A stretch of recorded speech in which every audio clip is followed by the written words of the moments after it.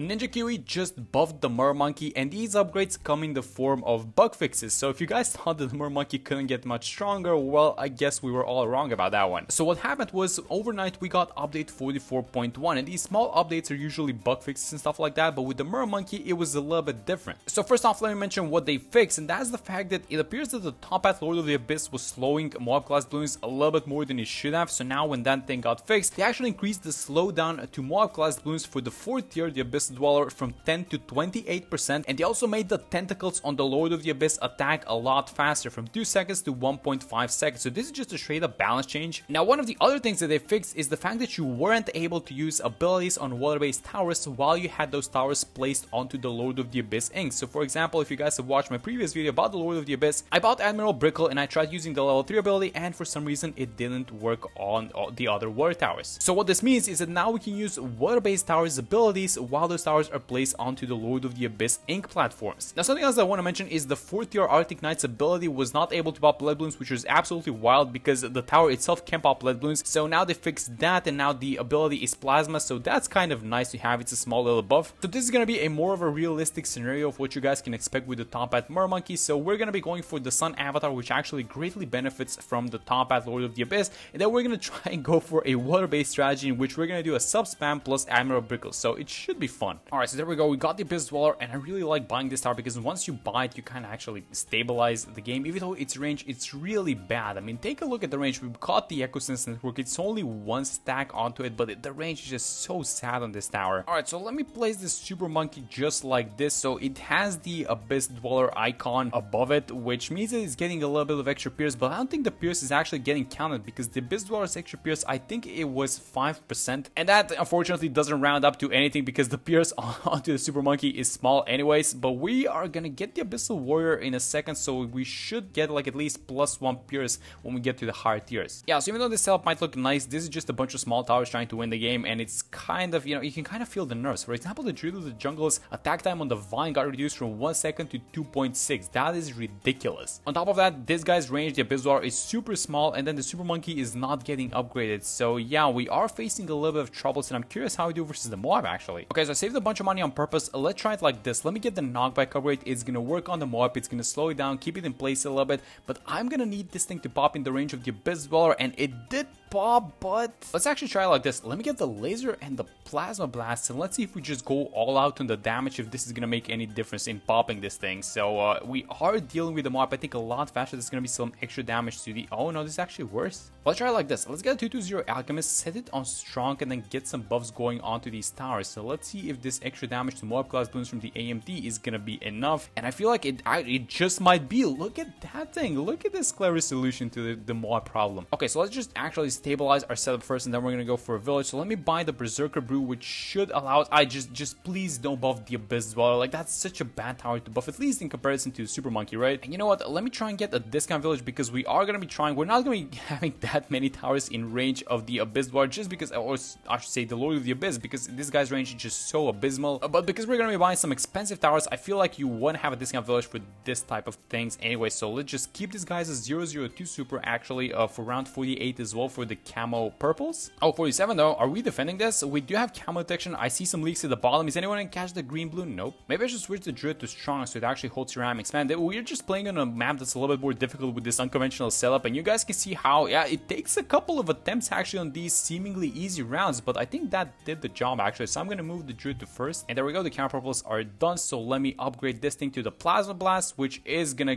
just be a huge damage boost. And then we do have the money for the Abyssal Warrior, which I actually do want to do. So we're gonna get some slowdown onto these balloons, and actually we get the increased pierce, and I feel like we might not feel the extra pierce on the Plasma, but we're definitely gonna feel the extra pierce on the Sun Avatar because it goes from 2 to 6. And it's round 52, and let's go on, actually let's go on strong with the Abyssal Warrior, because I do need this thing attacking the Moab class balloons and actually slowing them down. And let's see if this is gonna make it. It made all the difference. By the way, I'm showing you guys round 53 because I actually lost the first time on it, because I had this guy set on first and he didn't attack the Moab that you guys saw there at the end. So yeah, maybe keeping this guy strong is not a bad idea, but this just goes to show how big of a problem the range is for this tower. Barely surviving these rounds. Round 54, I cannot wait to get the Sun Avatar, which is when our combo starts making sense. I can get the stronger stim, maybe we can get some small towers as well, but I just don't want to be doing any of these things. And do we have this thing? Divine was almost clutch. Yeah, you know what I'm gonna do? I'm gonna buy one Echo Sense network and let's see how much of a range increase we get. That's decent. So let's move this guy to strong and let's see if that's gonna make any difference around 54. So yeah, we're gonna get to slow down this mob class balloon a little bit earlier. Maybe we're gonna get the bounce on the try. Yeah, there we go. We slowed down this guy as well, but there are a lot of ceramics beneath him. And was that all? Oh my god, that's all it took. So a little bit of extra range. Man, this tower is so range starved. It's insane. Okay, so 17.5k. We need 18.3. And when we get this thing, when we get the Sun Avatar, the game radically changes for us. We get the extra pierce, we get a lot of extra firepower, but that's gonna be this round done. So after we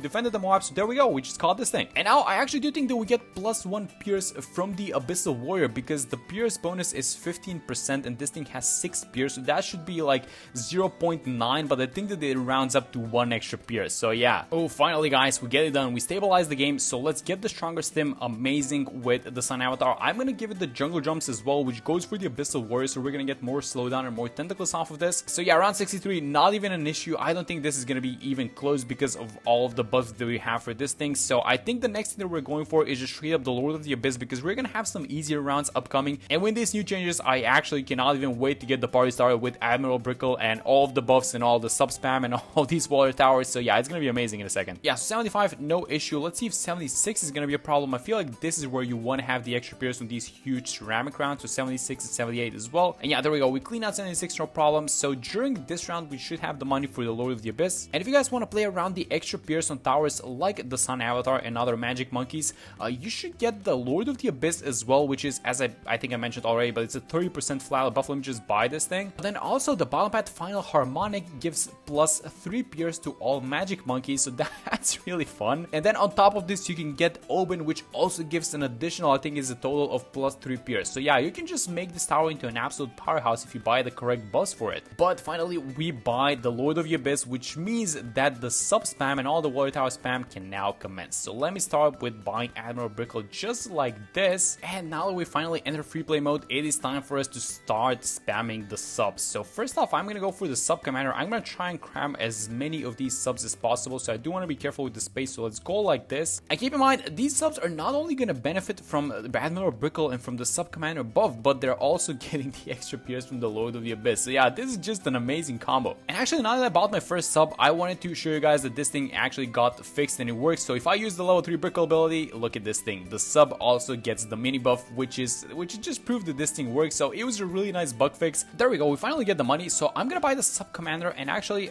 we are gonna need some spotters for our subs so they can start attacking earlier. So why not use the Mermonkeys actually as spotters, because I do want to get the Echo Sense network for the increased range of the Lord of the Abyss. So let's go like this. Let's have one over here as well. And look at this thing, guys. Everything under a discount village, everything is gonna get buffed by Admiral Brickle in one small amount of criticism. Actually, it's not criticism, it's just more of a question that I have, is why doesn't the level 3 Brickle ability work on the Lord of the Abyss as well? Because it seems to be floating on ink, which is the exact same ink platform that these subs are using. So maybe it would make sense that it actually affects the Mermonkey, or maybe it affects it while it's in water. I'm not exactly sure. And now I don't think I can find some extra spot for one more sub. So yeah, we're just gonna have to alchemize these guys. So let's start off like this. You do want to alchemize them because they work really well with an alchemist. So let's just go for a 401 alchemist actually this time. And also, maybe you should be able to place the mega mines maybe near the water towers and the ink platforms. I don't know, guys. It feels like maybe they should have left a little bit of space, but let's use the level 3 Brickle ability actually, so we deal with these DDTs, because this ability allows all of these water-based towers that are affected to pop any balloon type, and that goes for lead balloons and actually DDTs as well. So that's really nice. And let's watch round 94. So it is a huge mess on screen, and these subs, they do seem to be taking care of these guys. So let me just check the Lord of the Abyss. So he is set on strong,